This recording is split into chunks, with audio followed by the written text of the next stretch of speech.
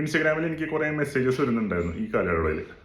അതിനകത്ത് ചോദിക്കുന്ന ചോദ്യങ്ങൾ, ആ ചോദിക്കുന്ന ചോദ്യങ്ങൾ എന്ന് പറയുന്നത് ഈ പറയുന്ന സാധന ഉപാസനയും അല്ലെങ്കിൽ ഈ സ്പിരിച്വൽ ജേണിയിലോട്ട് വന്നു കഴിഞ്ഞിട്ടുണ്ടെങ്കിൽ നമുക്ക് എന്താണ് ബെനിഫിറ്റ് എന്നാണ് ചോദിക്കുന്നത്.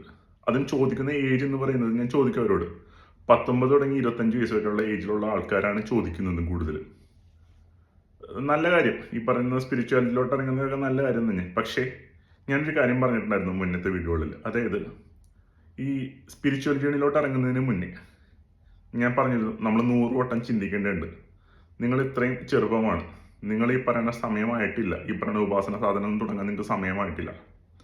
എൻ്റെ ഒരു അഭിപ്രായത്തിൽ ഒരു 30 വയസ്സ് ശേഷമേ ഈ പറയുന്ന പരിപാടിയിലോട്ട് ഇറങ്ങാൻ ഞാൻ നിങ്ങളെ പ്രേരിപ്പിക്കുകയുള്ളൂ. എന്തുകൊണ്ട് എന്ന് വെച്ച് കഴിഞ്ഞിട്ടുണ്ടെങ്കിൽ, നിങ്ങൾക്കിപ്പോൾ ലൈഫ് അടിച്ചു പൊളിക്കേണ്ട സമയമാണ്. നിങ്ങളെ ലൈഫ് അടിച്ചു പൊളിക്കുക.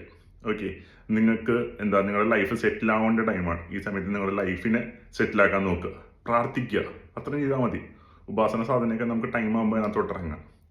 പിന്നെ നിങ്ങൾ ചോദിച്ചൊരു ഇമ്പോർട്ടൻ്റ് ആയിട്ടുള്ള ചോദ്യമുണ്ട്, അതായത് ഉപാസന സാധനയിലോട്ട് ഇറങ്ങിക്കഴിഞ്ഞാൽ നിങ്ങൾക്ക് എന്താണ് ബെനിഫിറ്റ്? ഒരേ ഒരു ബെനിഫിറ്റ് മാത്രമേ ഉപാസന സാധനയിലൂടെ നിങ്ങൾക്ക് കിട്ടുള്ളൂ. അത് എന്ന് പറയുന്നത് ഇന്നർ പീസ്, അല്ലെങ്കിൽ ശാന്തി, സമാധാനം എന്നൊക്കെ പറയുന്ന സാധനം മാത്രമേ കിട്ടുള്ളൂ. ഒരു ആനന്ദം, മലയാളത്തിൽ പറഞ്ഞൊരു ആനന്ദം. ഇത് മാത്രമേ നിങ്ങൾക്ക് ഈ പറയുന്ന ഉപാസന സാധനയിലൂടെ പോയി കഴിഞ്ഞാൽ കിട്ടുള്ളൂ. അല്ലാണ്ട് മെറ്റീരിയലിസ്റ്റിക് ആയിട്ട് ചോദിക്കുന്ന പല കാര്യങ്ങളും നിങ്ങൾക്ക് കിട്ടില്ല. കാരണം